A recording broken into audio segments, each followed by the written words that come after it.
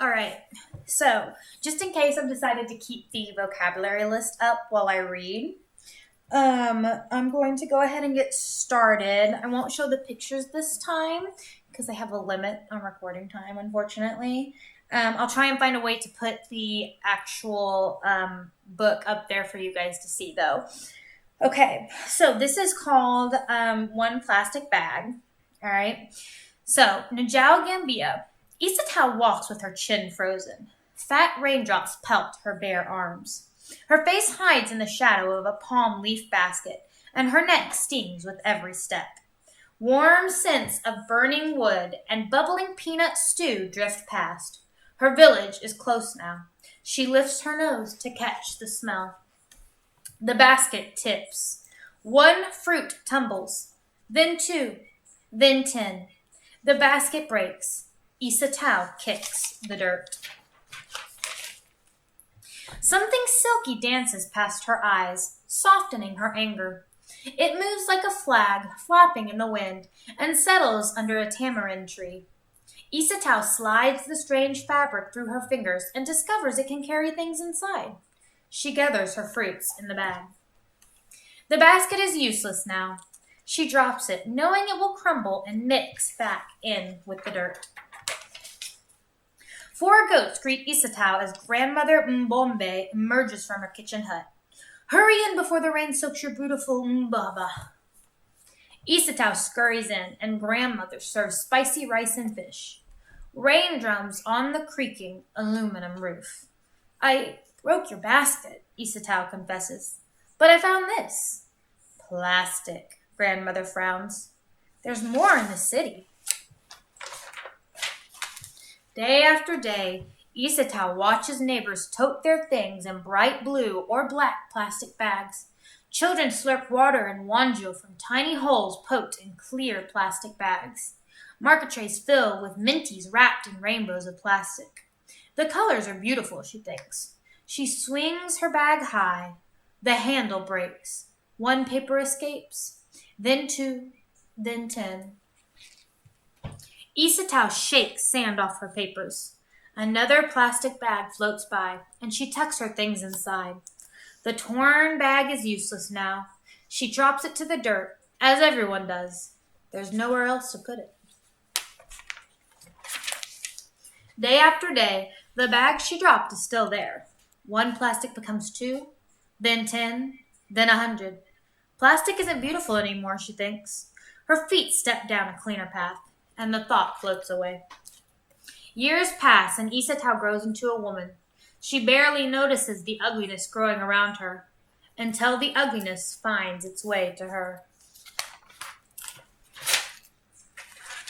Isatao hears a goat crying and hurries towards grandmother's house. Why is it tied up? Where are the other goats? Inside, the butcher is speaking in a low voice. Many goats have been eating these, he says. The bags twist around their insides, and the animals cannot survive. Now 3 of your goats and so many other goats in the village have died. Grandmother Mbombe's powerful shoulders sag. Isatao must be strong and do something. But what? So real quick, I want to stop there. So this story is a little bit kind of talking about the environment and how different things like plastic don't degrade or break down as fast as some of the other things. So in this story, the plastic is becoming a problem, and Isatao is going to try and figure out a way to kind of solve the problem of the animals being in trouble and getting hurt by eating the plastic, which is something that really happens in the real world. So I want you guys to take a moment to think, what do you think she's going to do to help her community and her family and the animals? What do you think that she is going to do to try and solve this problem? Because it is a big problem, right? And they said that everybody was using these plastic bags. Well, let's see. Isatao's feet led her to the old, ugly road. A pile of garbage stands as wide as grandmother's cooking hut. Mosquitoes swarm near dirty pools of water alongside the pile. Smoke from burning plastic stings her nose. Her feet back away. Goats scamper past. They forage through the trash for food. Her feet stop. She knows too much to ignore it now. Holding her breath, she plucks one plastic bag from the pile. Then 2, then 10, then 100. What can we do? Isatao asks her friends. Let's wash them, says Fatim, pulling out Omo soap. Maram grabs a bucket, and Incha fetches water from the well. Peggy finds clothespins, and they clip the washed bags on the line. As the bags dry, Isatao watches her sister crochet. Can you teach me? Wow, yes. Her sister shows Isatao the stitches, then hands her a metal tool. Isatao's fingers busy themselves. In, out, around. Jedajef, thank you. Isatao finds a broomstick and carves her own tool from its wood. What's that for? Fatim asks. Isatao pauses. She and Peggy have an idea. But will their friends think it's crazy? Will the idea even work? Nervously, she explains the plan. One friend agrees to help. Then 2, then 5. The women cut bags into strips and roll them into spools of plastic thread. Before long, they teach themselves how to crochet with this thread. Nakaligebi? Asks grandmother. How is the work? Ndanka, answers Isatao. Slow. Some people in the village laugh at us. Others call us dirty. But I believe what we are doing is good. The women crochet by candlelight, away from those who mock them, until a morning comes when they will no longer work in secret.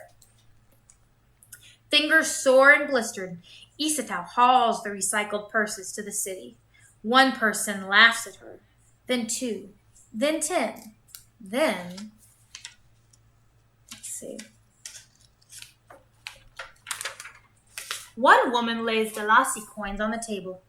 She chooses a purse and shows it to one friend, then 2, then 10. Soon everyone wants one. Isatao fills her own purse with Dalasi. She zips it shut and rides home to tell grandmother she has made enough to buy a new goat. When she passes by the pile of rubbish, she smiles because it is smaller now. She tells herself one day it will be gone and my home will be beautiful. And one day it was. So she ended up taking the trash and recycling it into something beautiful. So that's part of the reason that we recycle, right? We take these things, these cans and plastic and things like this, and we recycle it so we can reuse it. So instead of it being in a landfill and just sitting there, we can make it into other things, just like what they did in this story, right? And like I said, I know I didn't show you the pictures this time, but I'm going to try and find a way to put up the story from the actual website so that you can look at it. And hopefully you can look at it while I'm reading it. Okay? And again, I want you to keep in mind, see if you can identify any structures that might make this a biography. Okay? Tally how many times we saw the vocabulary as we were reading, and then check back on the website for the activities that you need to do for the week, okay? All right, I will see you in the next video. Bye.